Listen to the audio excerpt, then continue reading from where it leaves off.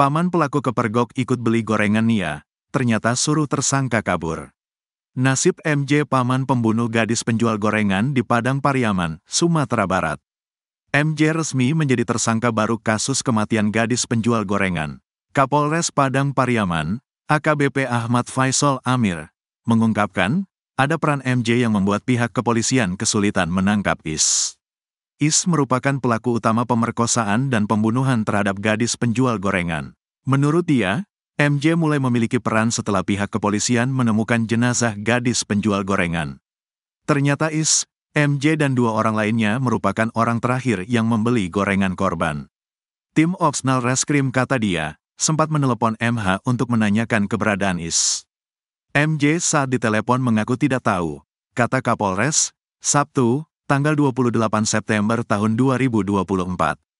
Namun berselang 30 menit dari telepon itu, MJ langsung bergegas mencari keberadaan Is di tempat kerja. MJ berhasil menemukan Is, namun pertemuan keponakan dan paman ini sempat dilihat oleh saksi. Saat bertemu itu, MJ meminta Is untuk kabur karena keponakannya itu sedang dicari oleh Opsnal Satreskrim. Sekira pukul 16.45 waktu Indonesia Barat, saksi di tempat kerja Is melihat Is menyandang tas ke arah jalan setapak yang ada di depan rumah mertua saksi, kata dia. Selang 10 menit dari kepergian Is, tim Opsnal Satreskrim datang ke tempat kerjanya, namun Is sudah tidak di lokasi. Karena tidak ditemukan, anggota langsung bergeser ke lokasi lain tempat diduga Is berada di saat itu, tuturnya.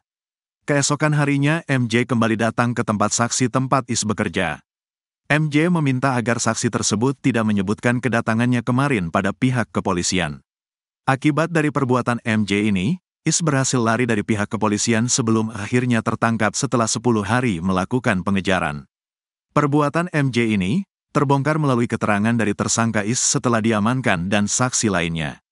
Sehingga statusnya sebagai saksi naik menjadi tersangka. Atas perbuatannya ini, MJ melanggar pasal 221 KUHP tentang tindak pidana obstruction of justice, yaitu perbuatan yang menghalang-halangi atau merintangi proses hukum, dengan ancaman hukuman 9 bulan. Untuk diketahui, Indregan merupakan tersangka dalam kasus pembunuhan dan pemerkosaan gadis penjual gorengan bernama Nia Kurniasari di Kayu Tanam, Padang Pariaman.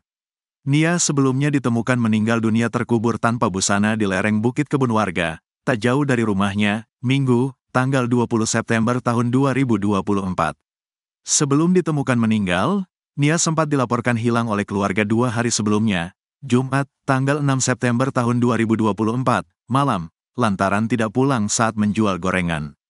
Sepekan setelah penemuan jenazah Nia, polisi menetapkan Is sebagai tersangka. Is pun yang sempat kabur ke dalam hutan berhasil ditangkap polisi di sebuah rumah kosong yang masih dalam satu kecamatan dengan tempat tinggal Nia.